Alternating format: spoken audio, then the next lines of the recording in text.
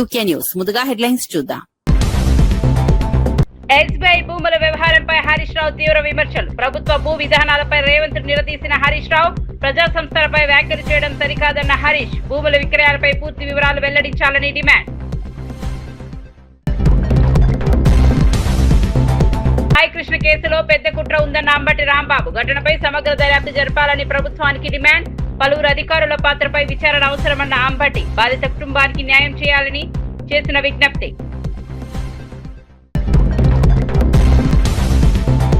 ప్రత్యర్థులకు రాజకీయంగా cinema చూపిస్తానన్న KTR. TRS కార్యకర్తలకు party అండగా ఉంటుందన్న భరోసా.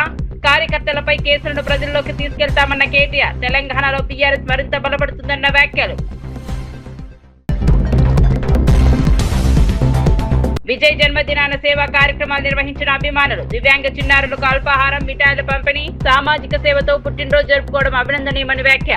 రాష్ట్ర వ్యాప్తంగా రక్తదాన, అన్నదాన కార్యక్రమాల నిర్వహణ.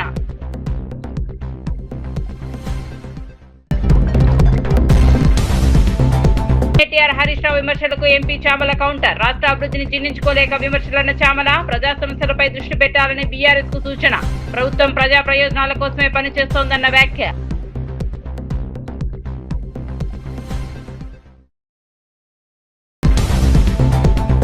ఇక వార్త వివరాల్లోకి వెళ్తే కాంగ్రెస్ ప్రభుత్వ భూ విధానాలపై మాజీ మంత్రి హరీష్ రావు తీవ్ర స్థాయిలో విమర్శలు గుప్పించారు.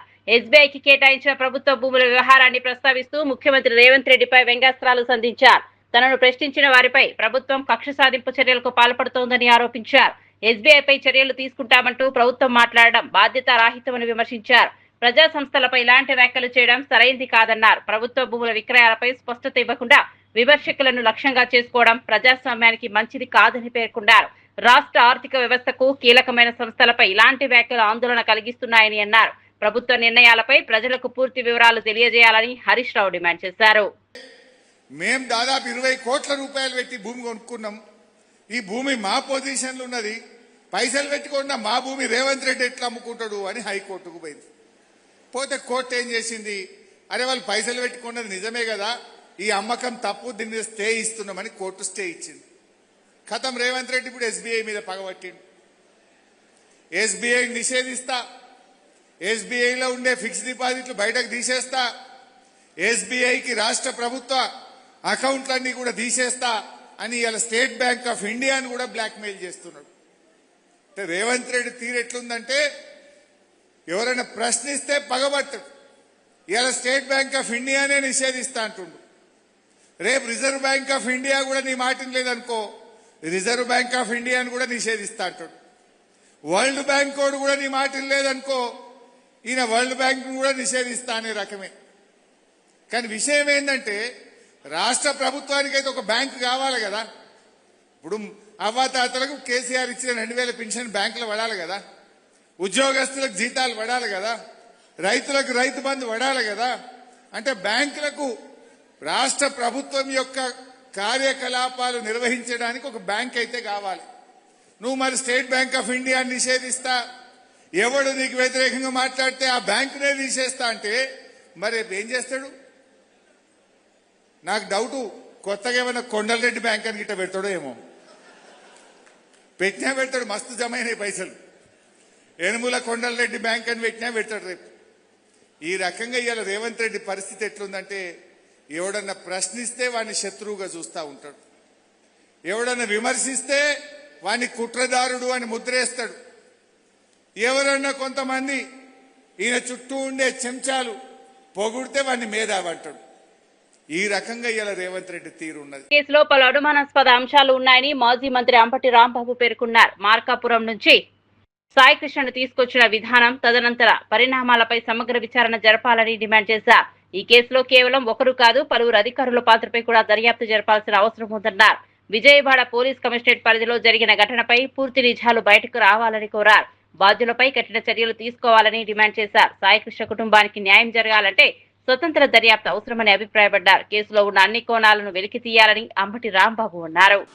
కమిషనర్ గారి ఆదేశాలు లేకోకుండా టాస్క్ ఫోర్స్ ఒక అడుగు కూడా ముందుకు వేయదు. అంటే మార్కాపురంలో ఉన్నటువంటి సాయికృష్ణ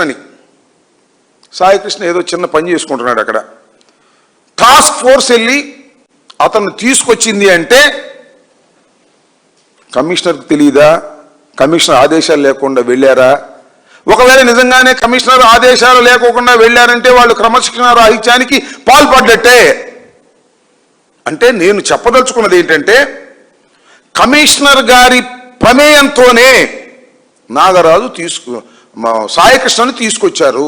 ఎందుకు తీసుకొచ్చారు? ఏమన్నా కొత్త నేరారోపణ ఏమైనా ఉన్నదా? లేక ఎన్బిడబ్ల్యూ మీద తీసుకొచ్చారా? ఎన్బిడబ్ల్యూ కోర్టు వారు ఇచ్చారు నాన్ బెయిలబుల్ వారెంట్. అతను హాజరు కాకపోతే కోర్టుకి అతని మీద కేసులు ఉన్నాయి. 2 కేసులు ఉన్నాయని చెప్తున్నారు. చాలామంది 22, 23 ఉన్నాయని సోషల్ మీడియాలో ప్రచారం చేస్తున్నారు. నాకు తెలిసినంత వరకు, వారి కుటుంబ సభ్యులు చెప్పినంత వరకు 2 కేసులు ఆయన మీద పెండింగ్ లో ఉన్నాయి. ఎన్బిడబ్ల్యూ ఇచ్చారు, నాన్ బెయిలబుల్ వారెంట్ ఇచ్చారు. టీఆర్ఎస్ వర్కింగ్ ప్రెసిడెంట్ కేటీఆర్ రాజకీయ పరిస్థితులపై ఘాటు వ్యాఖ్యలు చేశారు. తమ పార్టీ కార్యకర్తలను ఇబ్బందులకు గురి చేసిన వారిని ఎక్కడ ఉన్నా వదిలిపెట్టబోమని హెచ్చరించారు. వచ్చే 5 ఏళ్లలో ప్రత్యర్థి నాయకులకు రాజకీయంగా గట్టి సమాధానం ఇస్తామని పేర్కొన్నారు. పార్టీ కార్యకర్తలపై నమోదైన కేసులు, వేధింపుల అంశాలను ప్రజల్లోకి తీసుకెళ్తామని అన్నారు. బీఆర్ఎస్ శ్రేణులు నిరుత్సాహపడాల్సిన అవసరం లేదని, పార్టీ వారికి అండగా ఉంటుందని భరోసా ఇచ్చారు. రాజకీయ కక్ష సాధింపులకు పాల్పడిన వారందరినీ ప్రజల ముందుంచుతారని తెలిపారు. తెలంగాణ ప్రజలు నిజాలను గుర్తిస్తారని, రాబోయే రోజుల్లో బీఆర్ఎస్ మరింత బలంగా ముందుకు సాగుతుందని కేటీఆర్ వ్యాఖ్యానించారు. రిటైర్ అయినా, పారిపోయినా, సప్త సముద్రాల అవతల దాక్కున్నా ఎవడెవడైతే మా కార్యకర్తలను సతాయించిండో ఒక్కొక్కని లెంకులాడి దేవులాడి తెచ్చి మీ ముంగట నిలబెట్టే బాధ్యత నాది. వదిలిపెట్టే సమస్య లేదు. ఇది నేనేదో ఊరికే చెప్పట్లేదు, గుర్తు పెట్టుకోండి. కానీ మళ్ళీ రమేష్ అన్న వాళ్ళని తీసుకొని రావద్దు. అన్న ఇవి మంచోడేనే అని మళ్ళీ తీసుకురావద్దు. బీఆర్ఎస్ నేతలు కేటీఆర్, హరీష్ రావుల విమర్శలకు భువనగిరి ఎంపీ చావలి కిరణ్ కుమార్ రెడ్డి ఘాటుగా స్పందించారు. ముఖ్యమంత్రి రేవంత్ రెడ్డి రాష్ట్ర అభివృద్ధి కోసం విద్యా, వైద్యం, మెట్రో, ఫేజ్ 2, హైడ్రా వంటి కీలక కార్యక్రమాలు అమలు చేస్తుంటే వాటిని జీర్ణించుకోలేక ప్రతిపక్ష నేతలు విమర్శలు చేస్తున్నారని అన్నారు. కేటీఆర్ వ్యాఖ్యలు బాధ్యతారాహిత్యంగా ఉన్నాయని విమర్శించారు. ప్రజా సమస్యల పరిష్కారంపై దృష్టి పెట్టకుండా రాజకీయ విమర్శలకే పరిమితం అవుతున్నారని పేర్కొన్నారు. రాష్ట్రంలో జరుగుతున్న అభివృద్ధిని ప్రజలు గమనిస్తున్నారని తెలిపారు. ప్రభుత్వం తీసుకుంటున్న నిర్ణయాలు ప్రజా ప్రయోజనాల కోసమేనని స్పష్టం చేశారు. బీఆర్ఎస్ నాయకులు వాస్తవాలను అంగీకరించాలని చామల సూచించారు. వైద్యం, రైతులకు మంచి పరిపాలన అందించాలన్న ఒక ఆలోచనతోటి ముందుకు పోతున్నటువంటి రేవంత్ రెడ్డి గారిని ఎట్టి పరిస్థితిలో అడ్డుకోవాలని, అడ్డుకునే శక్తి లేక, అడ్డుకునే దారి లేక అడ్డదారులు తొక్కుతూ ప్రతి సభలో ఇష్టానుసారంగా మాట్లాడుతుర్రు ఇద్దరు బావబామరులు.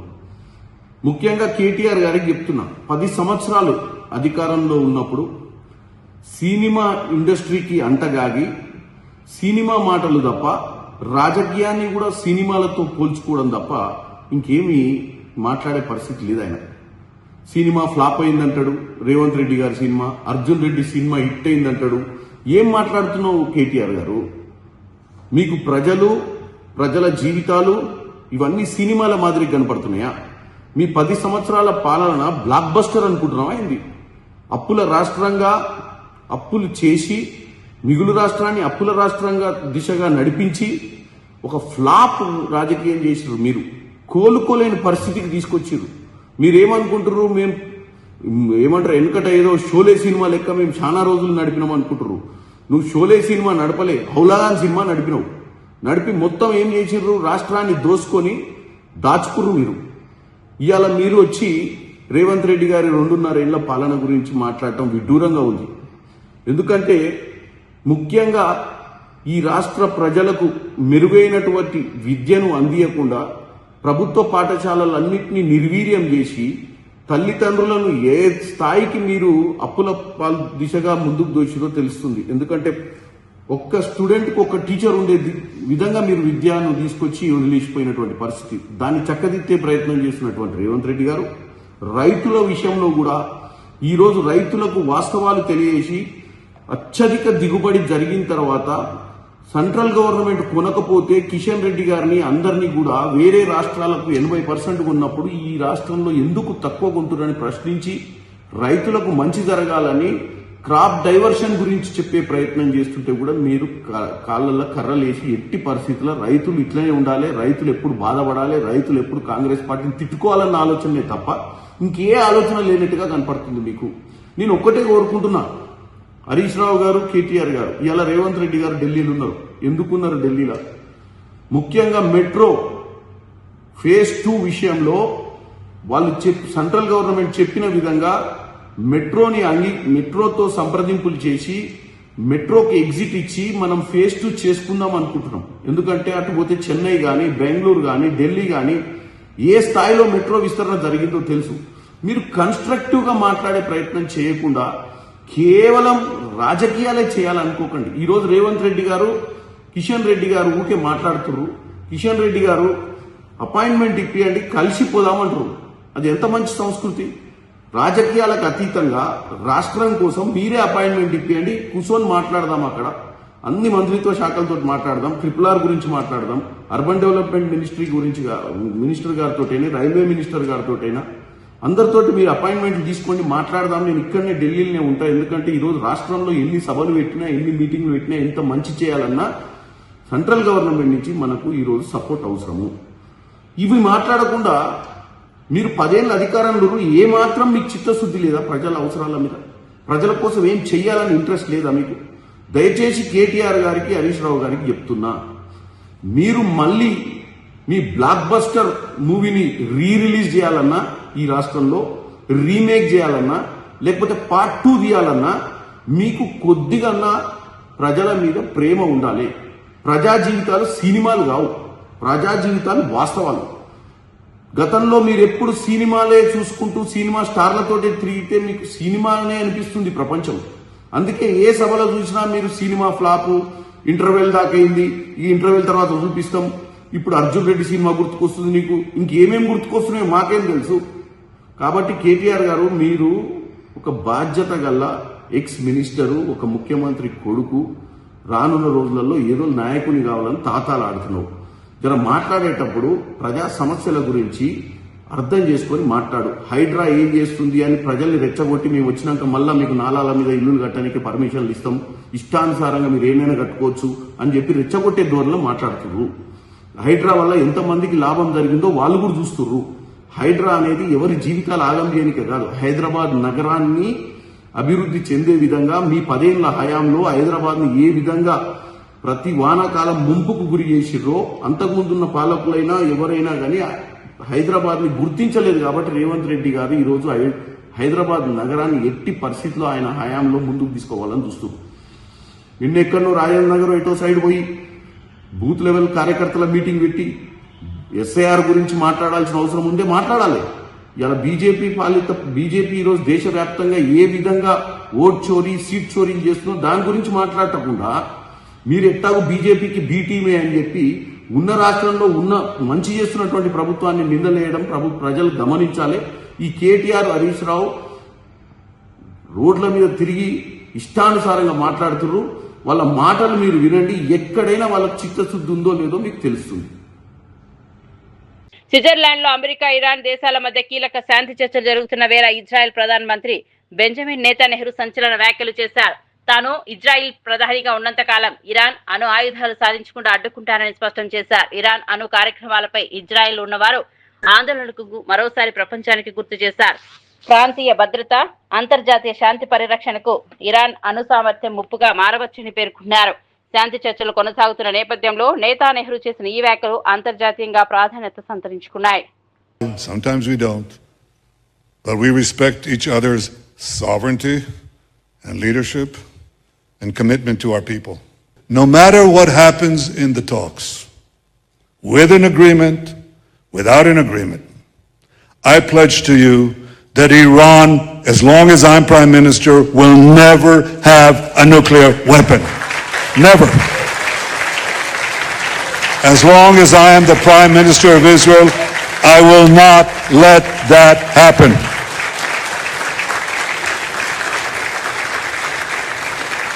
We destroyed over 90% of the 150,000 rockets and missiles that Hezbollah amassed against us. We established a security zone in Gaza. We established a security zone in Syria. We established a security zone in Lebanon, and we shall keep it as long as is necessary to protect our people.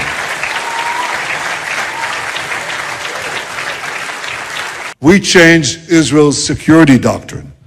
We initiate, we attack, we surprise, and we attack those enemies that seek our destruction, that seek to kill us, we attack them before they have a chance to do so. If you know Hebrew, Hakam Lorgecha, Hashkem Lorgo. Kill them first.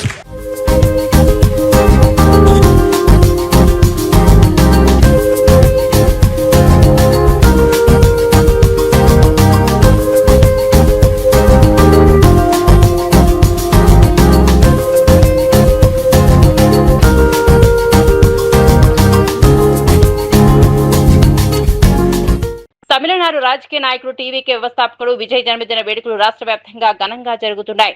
ఈ సందర్భంగా మయిలాడుతురై జిల్లాలో TVK నాయకులు కార్యకర్తలు ప్రత్యేక సేవా కార్యక్రమం నిర్వహించారు. స్థానిక పాఠశాల ఆశ్రమంలోని దివ్యాంగ చిన్నారులకు అల్పాహారం, మిఠాయిలు పంపిణీ చేశారు. విజయ్ జన్మదినాన్ని సామాజిక సేవా కార్యక్రమాలతో నిర్వహించడం అభినందనీయమని పార్టీ నేతలు పేర్కొన్నారు. ప్రజలకు సేవ చేయాలనే విజయ ఆశయాలను ముందుకు తీసుకెళ్తామని తెలిపారు. చిన్నారులతో కలిసి జన్మదిన వేడుకలు జరుపుకోవడం ఆనందంగా ఉందన్నారు. రాష్ట్రంలోని పలు ప్రాంతాల్లో రక్తదాన శిబిరాలు, అన్నదాన కార్యక్రమాలు, సేవా కార్యక్రమాలు నిర్వహిస్తూ అభిమానులు విజయ్ పుట్టినరోజును ప్రత్యేకంగా జరుపుకుంటున్నారు.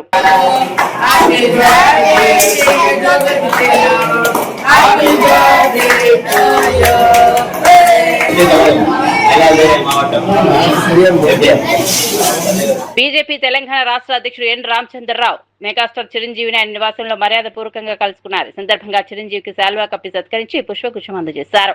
అనంతరం పలు సామాజిక సాంస్కృతిక అంశాలతో పాటు సమకాలీన విషయాలపై చర్చించినట్లు సమాచారం. ఈ భేటీ రాజకీయ వర్గాల్లో ఆసక్తిని రేకెత్తిస్తోంది. చిరంజీవి సేవా కార్యక్రమాలు, సామాజిక సేవలపై కూడా చర్చ జరిగినట్లు తెలుస్తోంది. రామచంద్రరావు, చిరంజీవి మధ్య జరిగిన ఈ సమావేశం మర్యాదపూర్వక భేటీగానే నిర్వహించినట్లు బీజేపీ వర్గాలు పేర్కొన్నాయి. ఈ భేటీకి సంబంధించిన ఫోటోలు, వీడియోలు సోషల్ మీడియాలో వైరల్ అవుతున్నాయి.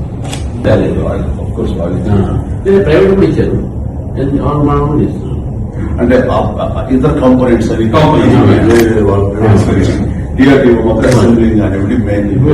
మనం చూస్తే కదా, మన పాకిస్తాన్ ఆపరేషన్ ముందు తర్వాత మన మీద నిఘా చేశారు.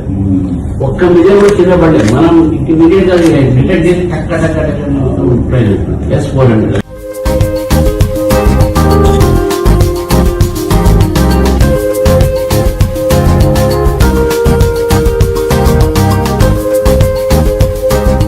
ఖమ్మం జిల్లాలో ఈ నెల 30న జరగనున్న ముఖ్యమంత్రి రేవంత్ రెడ్డి పర్యటన ఏర్పాట్లను ఉప ముఖ్యమంత్రి మల్లుబట్టి విక్రమార్క పరిశీలించారు. చింతకాని మండలంలో బహిరంగ సభ నిర్వహణకు అనువైన ప్రాంతాలను అధికారులతో కలిసి సందర్శించారు. జిల్లా కలెక్టర్, పోలీస్ కమిషనర్తో కలిసి సభా వేదిక, పార్కింగ్, ట్రాఫిక్ భద్రత ఏర్పాట్లపై సమీక్ష నిర్వహించారు. సీఎం పర్యటన విజయవంతం కావడానికి అన్ని శాఖలు సమన్వయంతో పనిచేయాలని సూచించారు. ప్రజలకు ఎలాంటి ఇబ్బందులు కలగకుండా తగిన చర్యలు తీసుకోవాలని అధికారులకు ఆదేశించారు. భారీ సంఖ్యలో ప్రజలు హాజరయ్యే అవకాశం ఉన్నందున అవసరమైన సదుపాయాలను ముందుగానే సిద్ధం చేయాలని సూచించారు. పర్యటన విజయవంతంగా నిర్వహించేందుకు ప్రభుత్వం ప్రత్యేక దృష్టి సారించినట్లు తెలిపారు.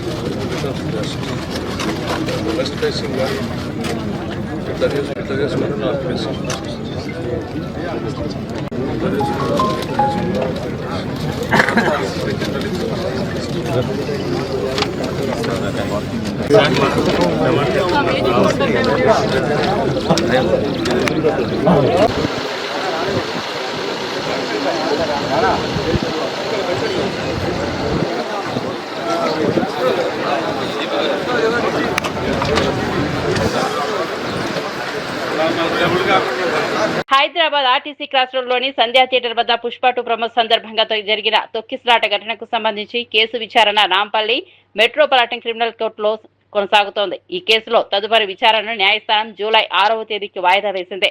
విచారణ సందర్భంగా ఇరు పక్షాల న్యాయవాదులు పలు అంశాలను కోర్టు దృష్టికి తీసుకొచ్చారు. సంధ్యా థియేటర్ తరపు న్యాయవాది భానుచందర్ మీడియాతో మాట్లాడుతూ కోర్టులో జరిగిన న్యాయపరమైన వాదనల వివరాలను వెల్లడించారు. ఘటనకు సంబంధించిన ఆధారాలు, బాధ్యతలపై కోర్టులో చర్చ జరిగినట్లు తెలిపారు. కేసు రాష్ట్ర వ్యాప్తంగా చర్చనీయాంశంగా మారిన నేపథ్యంలో తదుపరి విచారణపై ఆసక్తి నెలకొంది. బాధితులకు న్యాయం జరిగేలా చట్టపరమైన ప్రక్రియ కొనసాగుతుందని న్యాయ వర్గాలు చెబుతున్నాయి. All together 23 members should appear before honorable court. Sir, why the allowed not appear? It's a personal issue. I'm least bothered about it. I'm not the counsel. I'm counsel for the Sandhya Theatre management. You better ask his counsel so that you'll get an accurate answer.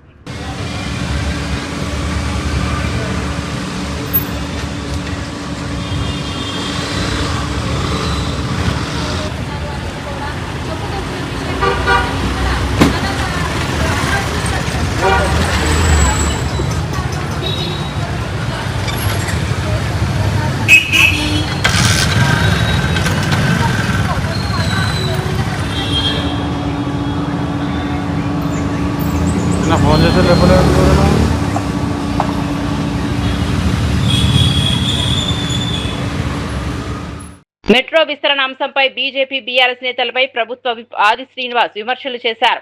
కేంద్ర మంత్రి Kishan Reddy metro విస్తరణను అడ్డుకుంటున్నారని ఆరోపించారు. రాష్ట్ర అభివృద్ధి కోసం ముఖ్యమంత్రి రేవంత్ రెడ్డి కేంద్రానికి లేఖలు రాస్తున్నారని తెలిపారు. తెలంగాణ ప్రజల ప్రయోజనాల కోసం ప్రభుత్వం కృషి చేస్తుంటే ప్రతిపక్షాలు రాజకీయాలు చేస్తున్నాయని విమర్శించారు. మెట్రో విస్తరణతో నగర అభివృద్ధికి ఊతం లభిస్తోందని పేర్కొన్నారు. ప్రజల అవసరాలను దృష్టిలో ఉంచుకుని ప్రభుత్వం ముందుకు సాగుతోందన్నారు. అభివృద్ధి కార్యక్రమాలకు సహకరించాల్సిన ప్రతిపక్షాలు అడ్డంకులు సృష్టించడం సరికాదని ఆది శ్రీనివాస్ వ్యాఖ్యానించారు.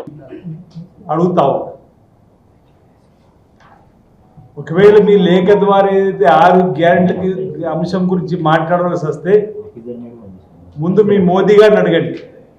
నల్లధనాన్ని వెనక్కి తీసుకొని వస్తాం, స్విస్ బ్యాంకుల నుంచి ప్రతి పేదవాడి ఖాతాలో 15 లక్షల పైచీలు వేస్తామని. ఏమైంది ఆ నల్లధనం? కాల్ ధన్.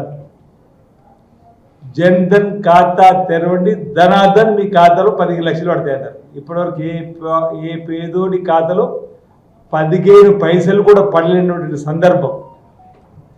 ఏటా 2 కోట్ల ఉద్యోగాలు అన్నారు. ఎక్కడిచ్చి రోడ్డు 12 ఏళ్ళు 24 కోట్లు.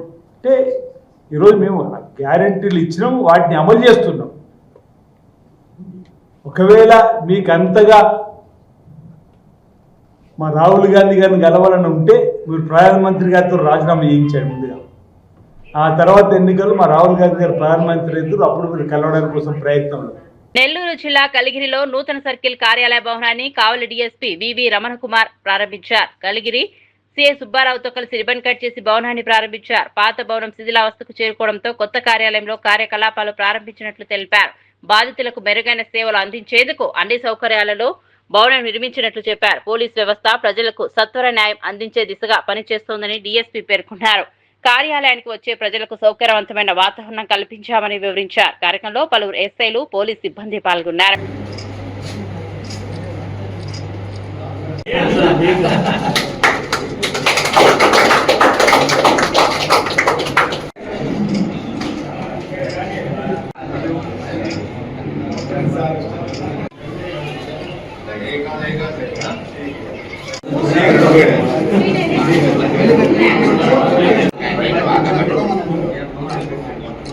ఓకే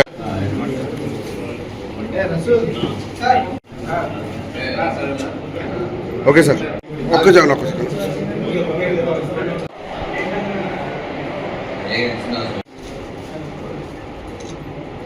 ఓకే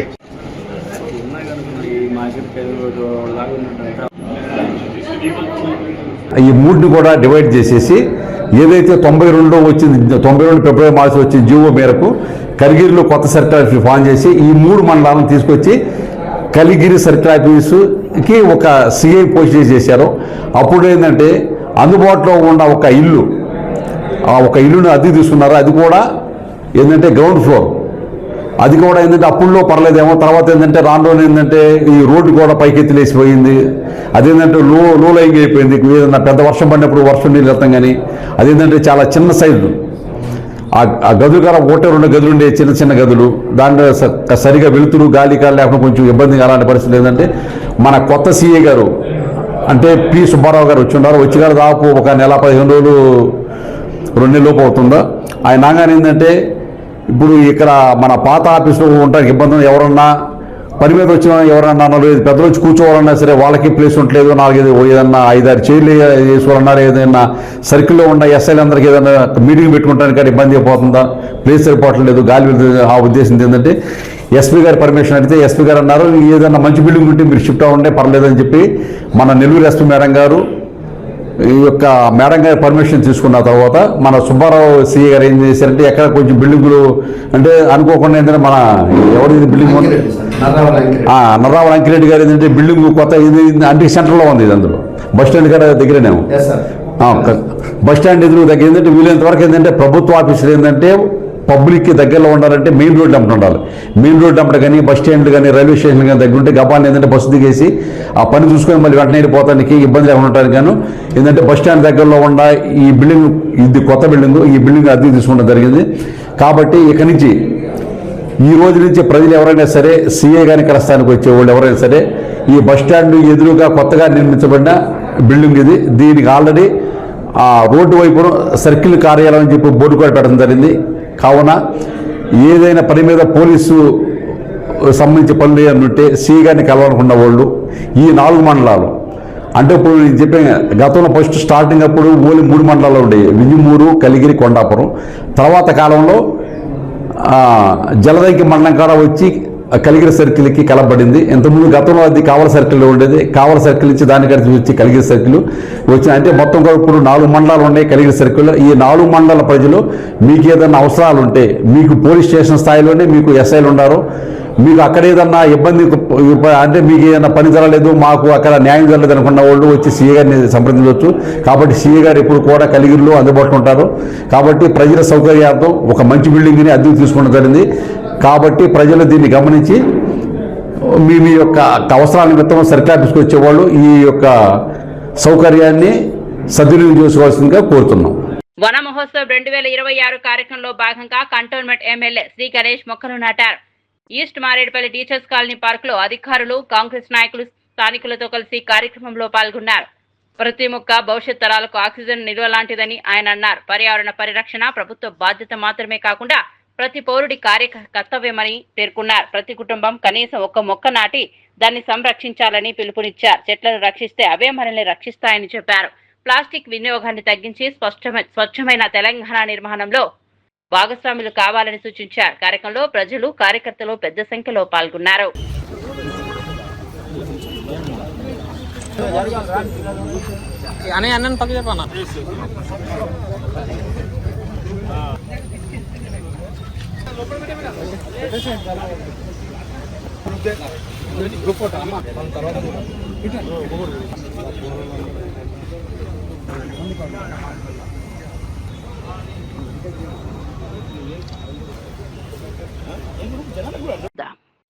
బులెటిన్ ముగించే ముందు హెడ్లైన్స్ మరోసారి చూద్దాం.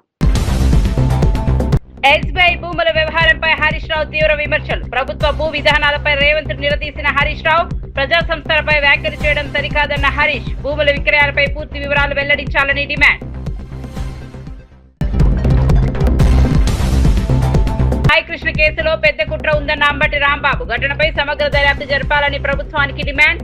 పలువురు అధికారుల పాత్రపై విచారణ అవసరమన్న అంబటి. బాధిత కుటుంబానికి న్యాయం చేయాలని చేసిన విజ్ఞప్తి.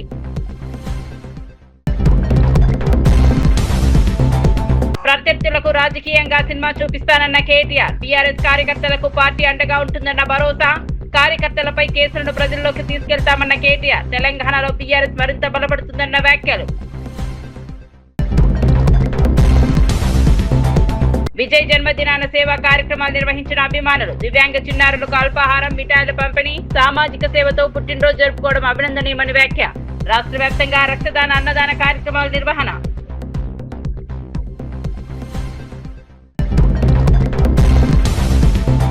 కేటీఆర్, హరీష్ రావు విమర్శలకు ఎంపీ చామల కౌంటర్. రాష్ట్ర అభివృద్ధిని జీర్ణించుకోలేక విమర్శలన్న చామల. ప్రజా సమస్యలపై దృష్టి పెట్టాలని బీఆర్ఎస్ కు సూచన. ప్రభుత్వం ప్రజా ప్రయోజనాల కోసమే పనిచేస్తోందన్న వ్యాఖ్య.